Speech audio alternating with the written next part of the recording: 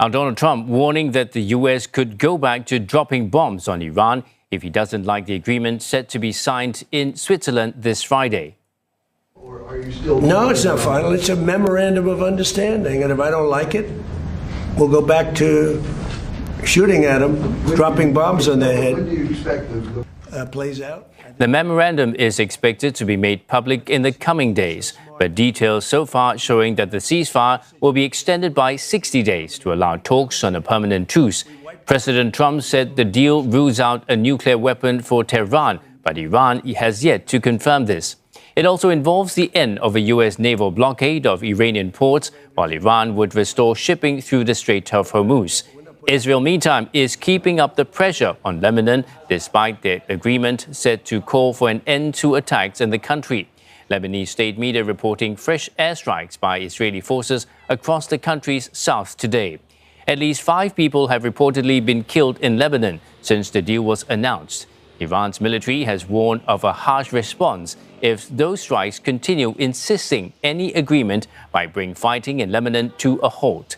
But Israeli Prime Minister Benjamin Netanyahu says Israeli troops will remain in there for as long as needed. And Blake Sifton is tracking the latest developments for CNA, and he joins us live from Tel Aviv.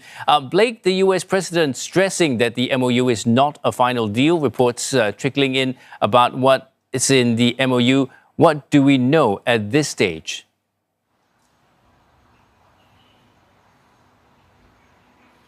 Good evening, Paul. Well, that's right. The official details of this agreement have still not been publicly released, but several media outlets say that they have seen the draft agreement and they have published what they say it includes. To start with, it calls for an immediate and permanent end to the war on all fronts, including in Lebanon. Iran and the United States would also promise not to launch a hostile action or threats against one another.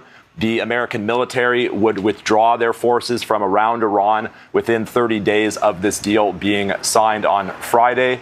They would also lift their naval blockade of Iran, with maritime traffic to and from Iran being restored to pre-war levels within 30 days. Now, for their part, Iran would reopen the Strait of Hormuz, with maritime traffic there returning to pre-war levels also within 30 days. And they say that that would be pending, of course, the removal of maritime mines that may have been laid in the Strait of Hormuz. Now, Iran would also promise never to produce a nuclear weapon, and their supply of their stockpile of highly enriched uranium, as well as their wider nuclear program. Negotiations would be held for 60 days, and that status of that program would be determined in a final agreement.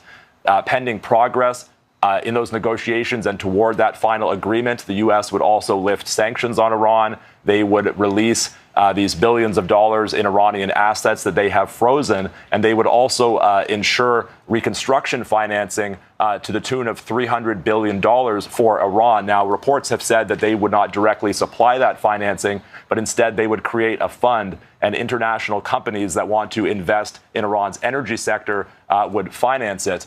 And all of this, this final deal would be approved by the UN Security Council in a binding resolution.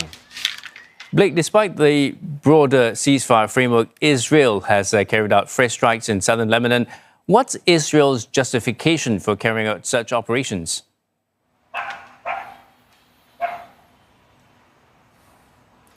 Well, that's right. Today, we've seen more Israeli airstrikes, likely drone strikes, in multiple locations in southern Lebanon, with reports that several people have been injured there. The Israeli military has still not commented on these strikes. For their part, Hezbollah have been accused of firing rockets at Israeli soldiers stationed inside Lebanon. Now, the violence in Lebanon has declined since this agreement was announced between Iran and the U.S. on Monday, but it is still continuing, with at least 5 people being killed in Israeli airstrikes in that period. Now, the Israeli government and the Israeli military have justified their invasion and seizure of much of southern Lebanon in order to create what they call a buffer zone to prevent Hezbollah from firing anti-tank missiles as well as fiber optic drones at Israeli communities along the border. Israeli Prime Minister Benjamin Netanyahu says that he still doesn't know the exact details of this agreement, but he and Israel's defense minister, Israel Katz, have vowed that the Israeli military will remain in southern Lebanon. But Netanyahu is also under immense pressure to continue attacks in Lebanon targeting Hezbollah, and that's because many people here don't want to undo what they view as progress that's been accomplished in the war against Hezbollah in Lebanon. But of course, that strategy has immense risks. It risks an escalation between Israel and Iran and potentially jeopardizes this entire deal between Iran and the United States. Well, thanks for that, Blake Sifton, reporting for CNA Live from Tel Aviv.